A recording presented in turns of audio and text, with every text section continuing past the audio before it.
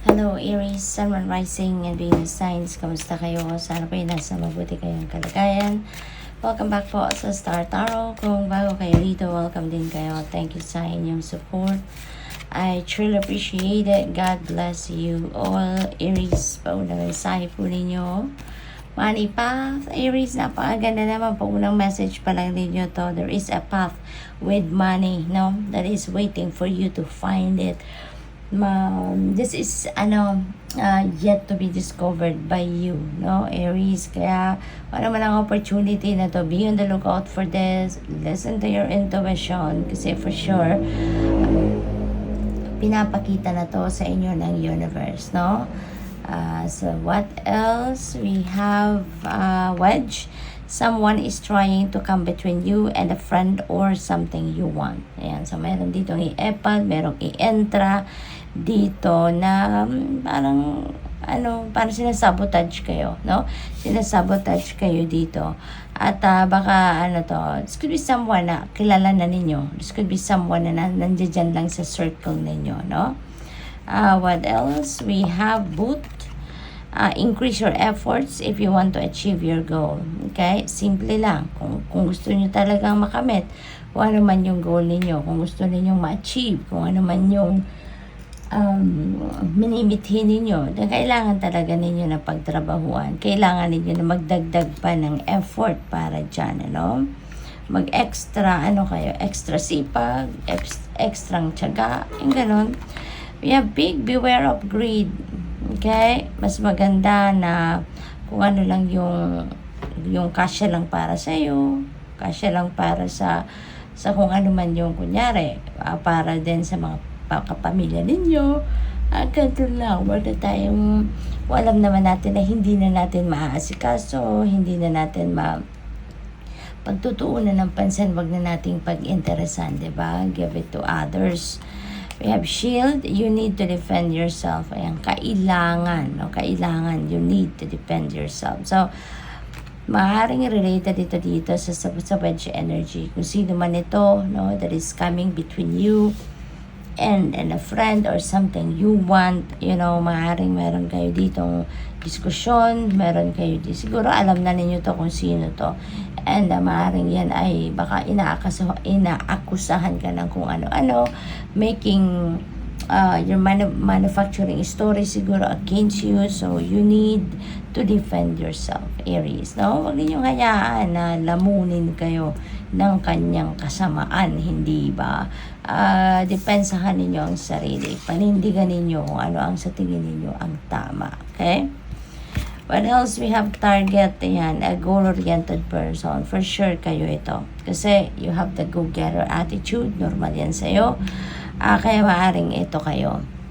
And this could be a reminder para sa'yo, no?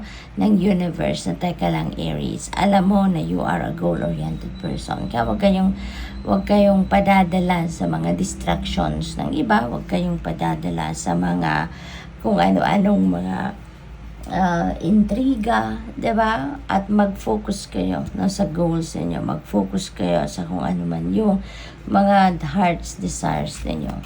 We have candle. You will be shown the way. Napakaganda.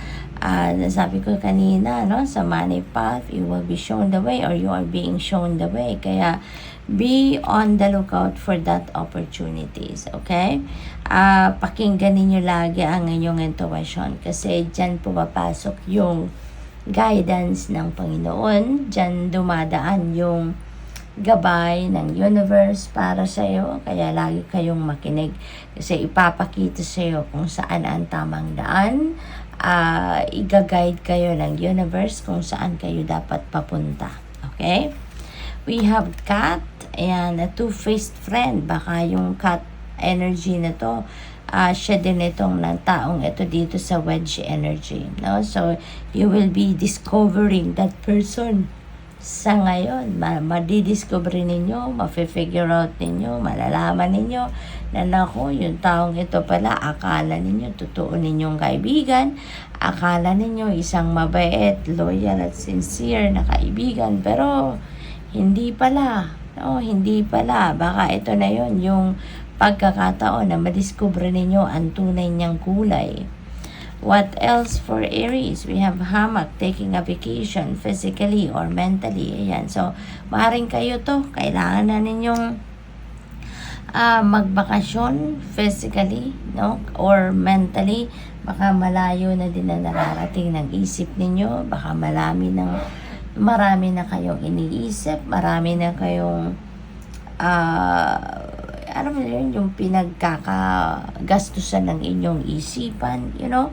So, you may need to step back from that at magbakasyon ka muna. You need to step back from that at magpahinga ka muna, okay?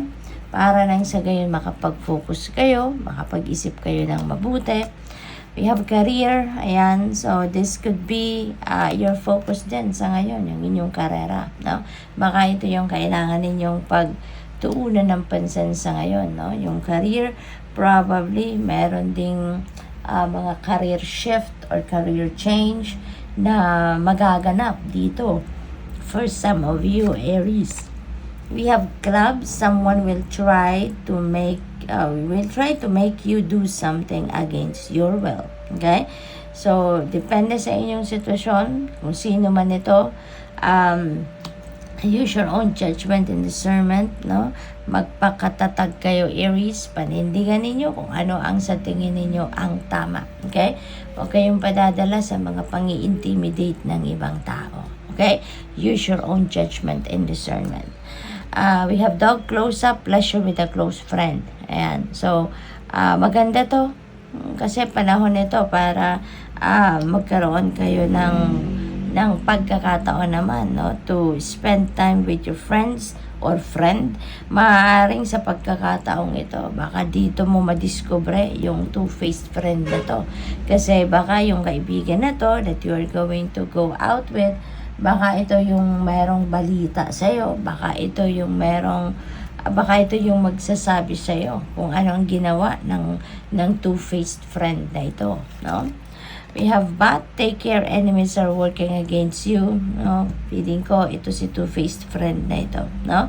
Maaaring sa sobrang inggit nito sa'yo, sa sobrang dami ng gusto nitong mangyari para sa buhay niya na hindi nangyayari sa kanya at nangyayari sa iyo, baka ito yun, no? Baka nagpaplano ito ng hindi maganda sa iyo, kaya maaaring ito yung magiging susi, no? Para madiskubre ninyo ang tunay niyang kulay. So, good luck, mag-iingat kayo. Thank you for watching Love and Light. Namaste.